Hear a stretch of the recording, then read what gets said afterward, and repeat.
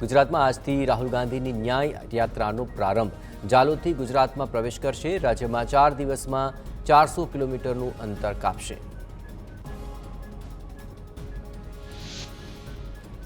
રાજકોટમાં કેન્દ્રીય પ્રધાન પરસોત્તમ રૂપાલાનો કોંગ્રેસ પર કટાક્ષ। અર્જુન મોઢવાડા સામે આપણે ભાષણો તૈયાર કરતા હતા, હવે એ આપણી સાથે છે, કાલે નવું કોઈ આવશે। ચૂંટણી સમયે તો તેના નેતા આપણા કરતા ટાઈટ જવાબ પહેરી રહ્યા છે।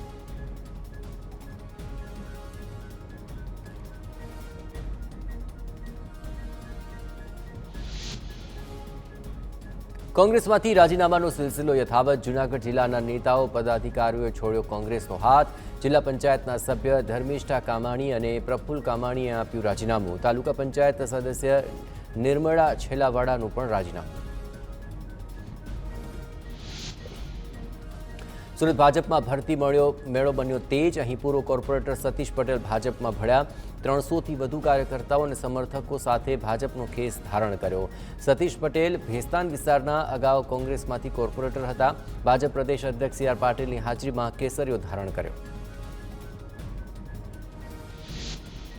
તો પંચમહાલના કોંગ્રેસ નેતા અને પ્રદેશ કોંગ્રેસ સમિતિના મહામંત્રીએ આપ્યું રાજીનામું।